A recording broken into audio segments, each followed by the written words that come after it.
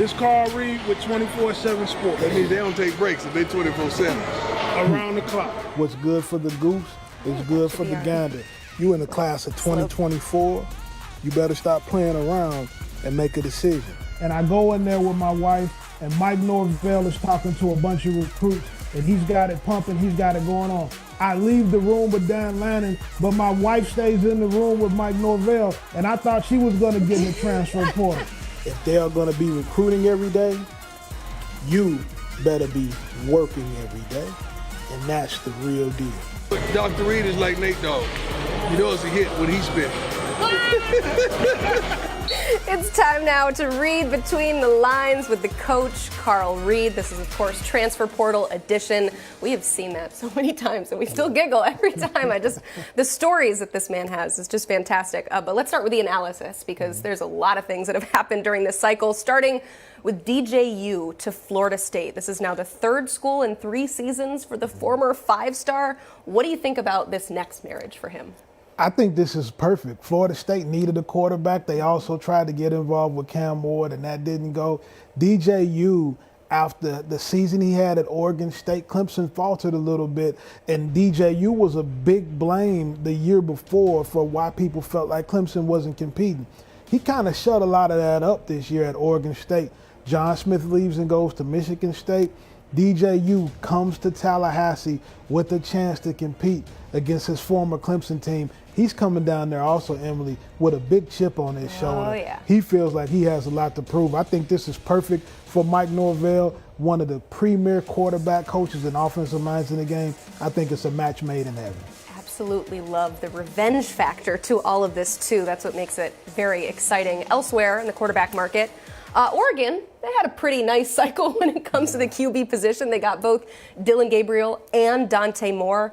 Considering both of their levels of experience, and that Dillon Gabriel has a lot of it, Dante Moore has a lot of excitement about what his future could be, how beneficial is it to have both of those things covered for Dan Lanning? In a game that you're one play away from having to play your backup in case of injury or anything like that, Dillon Gabriel is a proven commodity. He's been productive.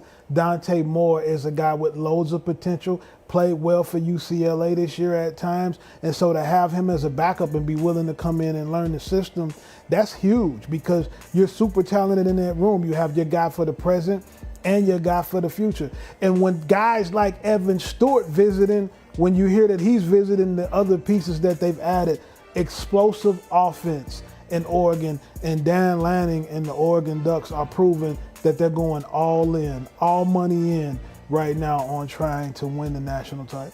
It's scary because we look at their transition to the Big Ten and we say, well, they're beefing up on the lines of scrimmage to get ready to go, and they've done a fantastic job at that.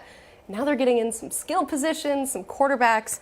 The Ducks are going to be scary in their first year in the Big Ten next year. Well, speaking of more, Aiden Childs, Malachi Nelson, Lance Hurd, they were some of the more higher profile true freshmen to hit the transfer portal. And anytime that happens, you look at it as, oh no, they made a mistake coming out of high school and they're switching it up really quickly, and you kind of press the panic button. But what sort of effect does it actually have on the college football landscape when you see true freshmen hit the portal after 1 year? I don't think it has any effect on it at all, except for overreaction maybe from fans. The college football product is as good as it's ever been.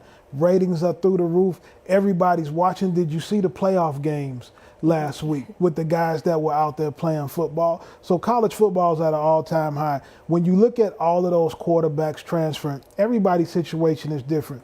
You had coaching changes that led to transfers. You had guys that wanted more playing time or the opportunity to play. There's an old saying where I'm from, Emily, in St. Louis, if I ain't starting, I'm departing, and if I ain't playing, I ain't staying. You know, and so that comes into effect with the transfer portal, and so those guys have that option, and a lot of them look to it. Yeah, I mean, Malachi Nelson's a great example of that wonderful saying, is that he could potentially be going to Boise State, a place that he can come in and make an immediate impact. But I'm curious, what are the potential impacts on high school recruiting when these guys flip-flop so quickly? Well, for high school kids, when you look at the transfer portal, one of the things right now that everybody is saying is the transfer portal is hurting high school kids. It's hurting some high school kids. It's not hurting the top guys. If you're in the top 20 players in the country right now, top 200 players, I mean, if you're in that group, The transfer portal hasn't hurt those guys. Those guys are still all going Power 5.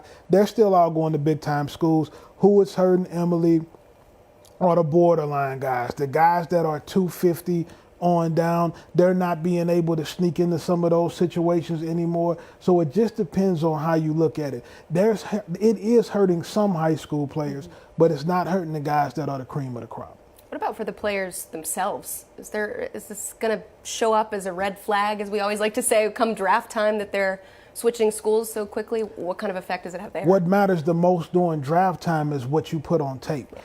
Are you good enough to play in the National Football League? The conversation always starts with that. The only thing that can hurt you tremendously is there a character issue? Is there drugs? Is there domestic violence? Are there things of that nature? Those are the things that kill your draft stock.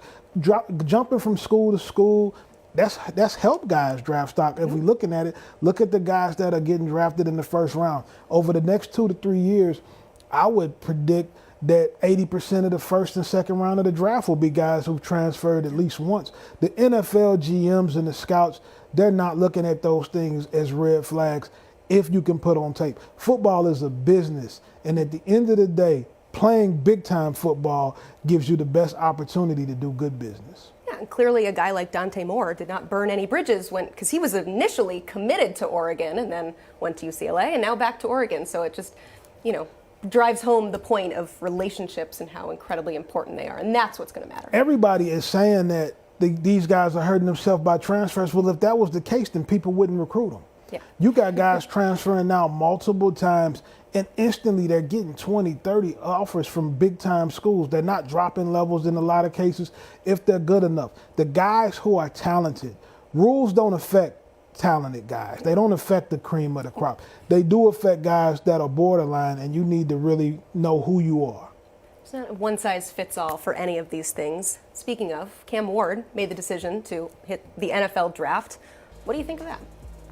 When Cam Ward went into the transfer portal, there were reports of an astronomical amount of money being asked for from an NIL standpoint. And I think that gave a lot of guys in the market false hope, because as he started to visit schools, I think what ended up happening from the coaches that I've talked to at the schools he visited was that ask was just too high, and most college collectives felt like they couldn't go there. So if you want the money, you go to the place that you know has the money that you want, and that's the National Football League. Especially if you're a quarterback. It's a pretty good time to be a QB in the NFL. Ole Miss, we talked about them earlier in the show. They are our #1 portal team for good reason. Lane Kiffin got 4 players in the top 15, including the #1 overall player in Walter Nolan. Where can this group coming in take the Rebels this fall? They can take them to the college football playoffs, which is what all of these moves are for. Lane Kiffin has always been a dog. Regardless of what people may think about him as a person, the way he coaches offensive football, the way that he has been relentless in recruiting is big time. Now he goes out and adds the defensive pieces to take his program to the next level. He's sending a message right now with the way he has recruited the transfer portal that he wants Ole Miss in the playoffs, and he wants an opportunity to win it all. Yeah, and with bringing in those transfer portal players, there's, of course, the sacrifice that you make for some of the current players on the roster, and we saw that as evident by Quinshon Judkins hitting the portal today. How do you weigh that as a coach? Well, as a coach, you're going to win some and you're going to lose some. You're going to lose them the same way that you got them, and that's just the business, and that's just the game. There's somebody in Ole Miss that'll step up and take those carries. He'll come up with some way to be dynamic still offensively. That's just part of the business. It's part of the business. Part of this business, being on the show, means that we're going to answer your viewer questions. And we got a good one here from Chris saying, Coach, you said that money just wasn't there with Ward. Why does it seem like players continually ask for more money than they're worth? Because they're reading the internet. That's number one. It's not like the National Football League when you can look clearly at this pay scale and see what it is. Collective bargaining has done that. Nobody really knows what the truth is. Guys will call me all the time and they'll say, well, this is what I want. I say, well, you're probably not going to get that.